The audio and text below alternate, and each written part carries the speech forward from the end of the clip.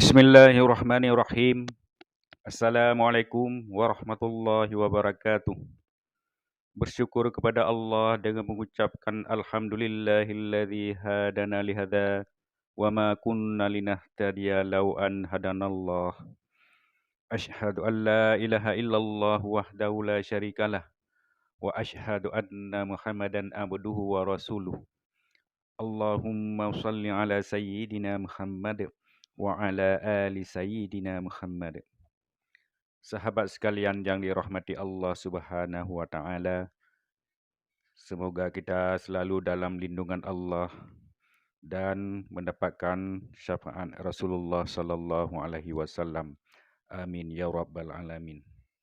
Sahabat sekalian, sekarang kita pelajari mad lain agar kita bisa membedakan yang mana mad arid sukun dan yang mana mad lain. Karena ini sama-sama berada di akhir ayat atau berada di saat kita berhenti. Sebelumnya kita harus mengetahui dulu huruf lain. Huruf lain adalah waw yang sukun dan ya yang sukun.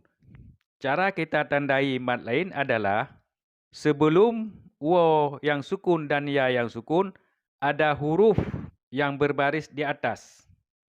Khusus huruf yang berbaris di atas tidak berlaku berbaris dhammah dan tidak berlaku pula berbaris di bawah. Khusus huruf yang berbaris di atas kemudian berjumpa dengan waw yang mati atau ya yang mati dan kita akan wakafkan, maka di depannya harus ada huruf yang berbaris satu lagi.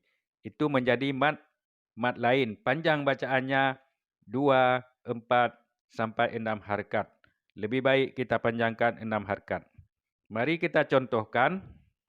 Li'ilafi Quraisy. Ra berbaris di atas.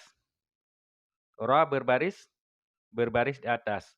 Sesudah ra ada ya yang mati. Huruf lain yaitu ya yang sukun dan waw yang sukun. Sebelum ya yang sukun atau waw yang sukun ada huruf di belakangnya yang berbaris di atas. Khusus yang berbaris di atas. Tidak berlaku berbaris di bawah dan tidak berlaku pula berbaris bengkok. Khusus berbaris di atas. Kemudian di depan ya ada huruf satu lagi, huruf yang berharkat. Huruf yang berbaris. Baik baris di bawah maupun baris di atas. Kita matikan karena kita berhenti. Baik berhenti sendiri maupun berhenti karena ayat. Itu menjadi mad lain. Li'ilafi Quraisy. Panjang bacaannya 2, 4 sampai 6 harakat. Lebih baik kita panjangkan 6 harakat. Kalau kita tidak berhenti, maka tidak berlaku mad lain. Hanya kita baca lembut saja. Bagaimana kita baca lembut saja? Li'ilafi Quraisyin ilafihim. Gitu. Tidak berlaku mad arid sukun. Hanya berlaku lembut saja. Raisyin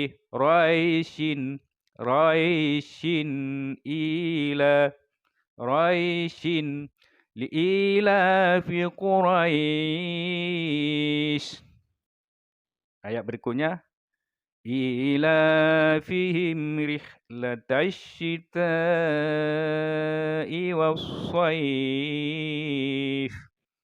Shad ini berbaris di atas, kemudian ada yang sukun di depannya, kemudian ada huruf satu lagi yang kita matikan. Huruf ini berbaris. Kita matikan menjadi mad lain. Was-shaif. Kalau kita tidak wakafkan, maka tidak berlaku mad lain, hanya berlaku lembut saja. Contohnya, was-saifi falya'budu. Kalau kita berhenti menjadi mad lain. Ayat berikutnya, falya'budu rabb hadzal bait. Bait. Ba ini berbaris di atas. Kemudian ada yang sukun di depannya. Kemudian kita matikan ta satu lagi. Ta yang berbaris sebenarnya ta ini tidak mati. Kita matikan karena ayat atau kita berhenti karena kehabisan nafas, maka berlakulah mad lain. فليعبدوا رب هذا البيت الذي أطعمهم من ju'. Ju' ini bukan mad lain. Ini karena baris bengkok. Ini merupakan mad aril iskun. Ini mad asli.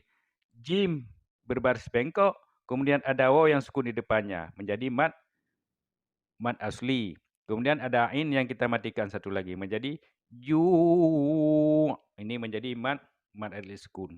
Apabila kita tidak wakafkan, langsung الذي أطعمهم من جوع وآمنهم من خوف. Disinilah mad lain. Khauf. Kha berbaris di atas, kemudian ada waw yang sukun di depannya, kemudian ada fa satu lagi yang sengaja kita matikan. Menjadi mad lain. Wa amanahum. Hum ini mim berjumpa dengan mim. Harus kita dengungkan. Kita sudah pelajari pada episode sebelumnya. Wa amanahum min khauf. Khauf. Disinilah mad lain. Khauf. Kita ulangi. Alladzi at'amahum min ju'in wa amanahum min khauf. Sahabat sekalian, sekarang kita pelajari mad iwad. Mad iwad adalah ditandai dengan huruf yang berbaris dua di atas yang diiringi oleh alif di depannya. Alif itu alif yang tidak berbaris. Yang apabila diwakafkan, huruf yang berbaris dua menjadi huruf yang berbaris satu. Berbaris dua, kita hilangkan satu, jadi baris satu. Kita contohkan di surah An-Naba. Wal jibala autada. Kalau kita tidak berhenti, maka tidak berlaku mad iwad. Hanya berlaku, bisa berlaku tanwin, bisa berlaku dengan idgham, tergantung huruf apa di depannya. Misalnya di sini ada huruf waw di depannya. Kalau kita sambung menjadi idgham. Wal jibala autadan wa khalaqnakum azwaja. Nah, itu sahabat sekalian. Kemudian ayat berikutnya. Wa khalaqnakum azwaja. Kita ulangi. Wal jibala autada. Panjang bacaannya 2 harakat. Autada. Apabila kita tidak berhenti, tidak berlaku mad iwad. Ayat berikutnya. Wa khalaqnakum azwaja. Ja 2 harakat panjangnya. Hilangkan baris satu, tinggal 1 baris. Kemudian ayat berikutnya. Wa ja'alna naumakum subata. Subata. 2 harakat panjangnya. Inilah mad iwad. Ayat berikutnya. Wa ja'alnal laila libasa. Libasa. Wa ja'alnan nahara ma'asya. Wa banaina fawqakum sab'an shidada. Nah, inilah mad iwad. Mad iwad berlaku ketika kita wakafkan. Baik wakaf dengan sengaja, adapun wakaf karena ayat, adapun wakaf karena tidak cukup nafas. Harus berlaku mad iwad ketika ada huruf yang berbaris di atas 2, kemudian di depannya ada alif. Baik di tengah kalimat maupun di ayat.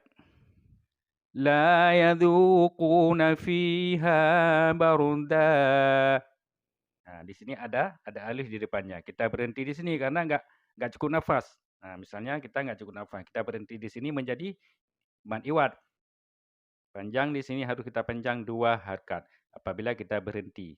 Apabila kita tidak berhenti, tidak berlaku mad iwad.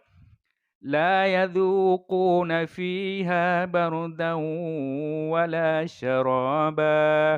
Nah, di sinilah ba ini baru berlaku mad iwad. Di sini tidak berlaku lagi mad iwad karena kita sudah sambung, tidak berhenti. Itulah sahabat sekalian, cara berhenti di akhir ayat, mad iwad dan mad lain. Semua mad-mad tersebut berlaku hanya ketika kita berhenti. Baik berhenti karena tidak cukup nafas, berhenti karena memang sudah wakafnya, dan berhenti karena sudah ayatnya. Semoga bermanfaat bagi kita semua. Hanya sekian perjumpaan kita pada kesempatan ini. InsyaAllah kita akan kembali pada episod yang akan datang.